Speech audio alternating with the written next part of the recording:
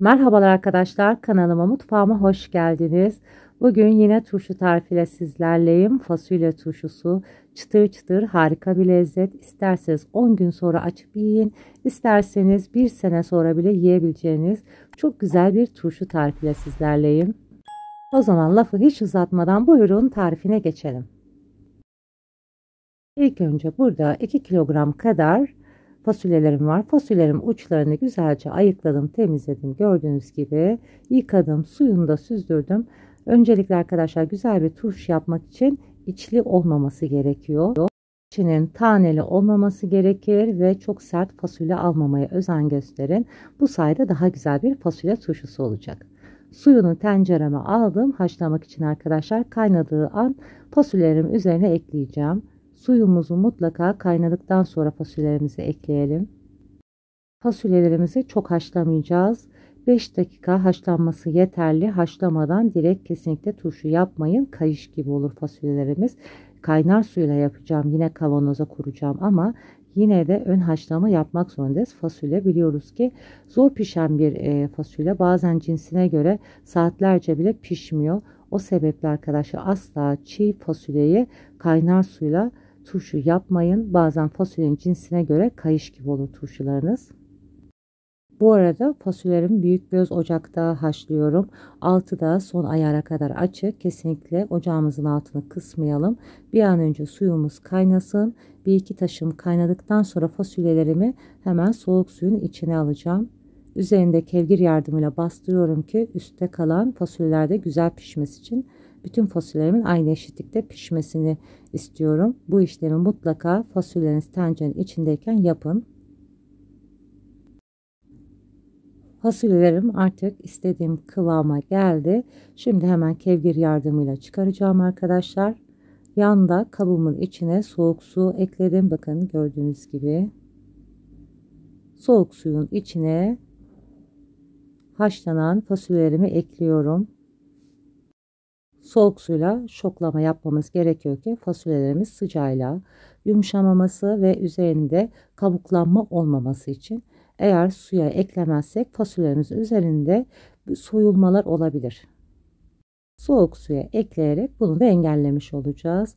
Fasulyemi tencerede pişerken bu şekilde test ettim. Bakın kırılmıyor. Güzelce esnek bir halde kıvrılıyorsa fasulyeniz tam kıvamında haşlanmış demektir. Bunu da size püf noktası olarak belirtmek istedim. Haşlarken fasulyenizi benim gibi kıvırın. Eğer rahat kıvrılıyorsa, kırılmıyorsa fasulye turşunuz yeterince haşlanmış demektir. Daha fazla haşlamayın. Hemen soğuk suya çıkarabilirsiniz. Ben sarımsaklarımı bu şekilde iri olanları birazcık arkadaşlar 2 parça 3 parçaya böleceğim. Çok iri şekilde turşumda kullanmayacağım. Kestiğiniz zaman sarımsaklarınız turşuya daha güzel tat verir. Kavanozlarımın dibine 3-4 tane ekleyeceğim arkadaşlar.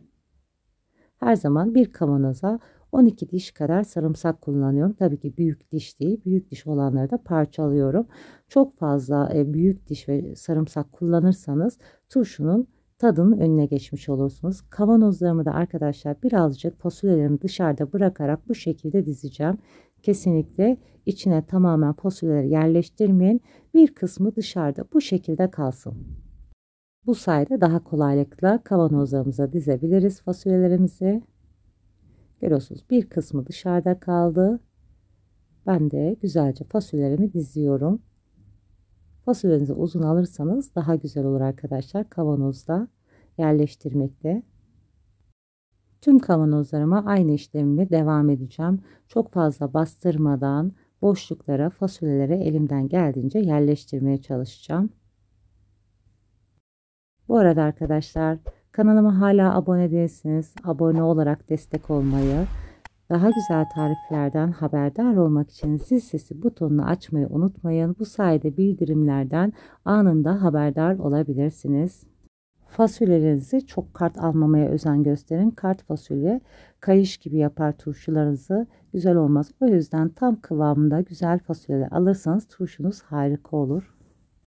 Kaynar suyla yapacak olsam da arkadaşlar fasulyelerimizin ilk ön haşlamasını yapmamız çok önemli. Bu sayede kayış gibi olmaması için fasulyemizin daha lezzetli olması için ön haşlamayı yapmak zorundayız. Direkt çiğden fasulye turşusunu yaparsanız o istediğiniz güzel çıtırlığı elde edemezsiniz. Kayış gibi olur. Yerken de bu da rahatsız eder bizi. Ben fasulyem bitene kadar bu işleme devam ettim. Evet arkadaşlar, şimdi ters çeviriyorum. Gördüğünüz gibi fasulyelerim hemen kavanozun içine düşüyor. Şekli bozulmadan. Bu sayede düzgünce yerleştirince görüntüsü de şekli de çok güzel oluyor arkadaşlar. Fasulyelerin üstüne de sarımsak ekliyorum. 5-6 diş kadar yeterli. Yani toplamda bir kavanoza sarımsağın ufak dişine göre 11-12 diş kadar sarımsak eklemiş oldum. 1 çay kaşığı kadar limon tuzu ekliyorum. Çok fazla eklemeyin. Aksi halde ekşi olur turşularınız. Çok ekşi olup da tadının önüne geçmemesi için 1 çay kaşığı kadar yeterli. Tepeleme değil yani. 1 çay kaşığı kadar da toz şeker ekliyorum. Turşumuzun güzel tadına tat katması için. Şeker turşunun tadını orantılıyor. Mutlaka katmaya özen gösterin. 1 çay kaşığı yeterli. Fazlası da tadına bozar. 1 yemek kaşığı turşuluk kaya tuzu kullanıyoruz. Kesinlikle yemeklik tuz kullanmıyoruz arkadaşlar. 1 yemek kaşığından da az eklerseniz turşunuz erir. Fazla da eklerseniz arkadaşlar tabii ki hem tuzlu olur, fazlası da turşunuzu eritir. Orantısı iyidir. 1 yemek kaşığı 1 kilogramlık kavanoz için yeterli oluyor. 4 kavanozuma da birer yemek kaşığı tuzumu da ekledim. Sirkem arkadaşlar 1 çay bardağı ekleyeceğim. 1 kilogramlık kavanoz için 1 çay bardağı üzüm sirkesi kullanıyorum. Tabii ki sizler arzu ederseniz elma sirkesi kullanabilirsiniz damak tadınıza göre. Ben sirkeyi üzüm sirkesi sevdiğim için o şekilde kullanıyorum. Sirkeyi de ekledikten sonra artık sıra kaynar suyu eklemekte geldi. Hemen ocağın üzerinden aldığım gibi kaynar suyumu kavanozun üzerine döküyorum. Suyum da kaynadığı an turşumun üzerine dökmedim. Biraz daha kaynattım arkadaşlar.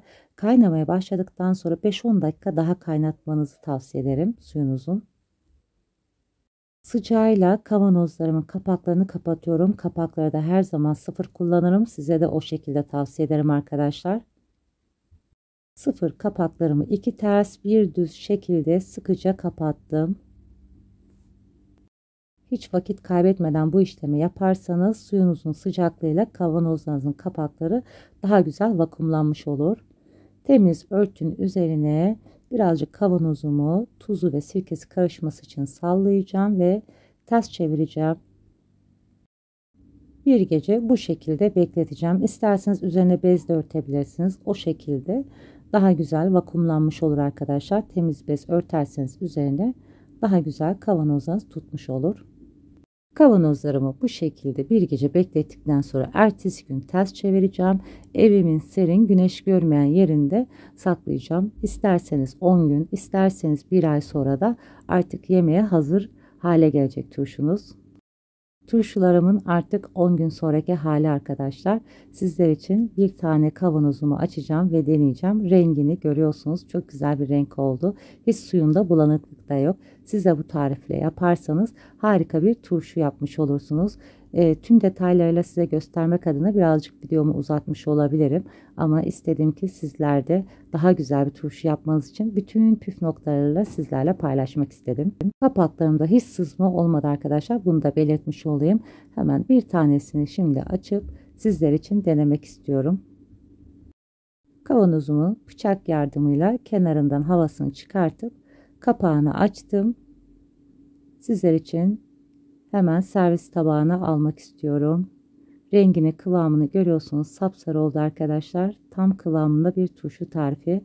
Mutlaka denemenizi tavsiye ederim. Çıtır çıtır lezzette. Bir tane hemen test ettim.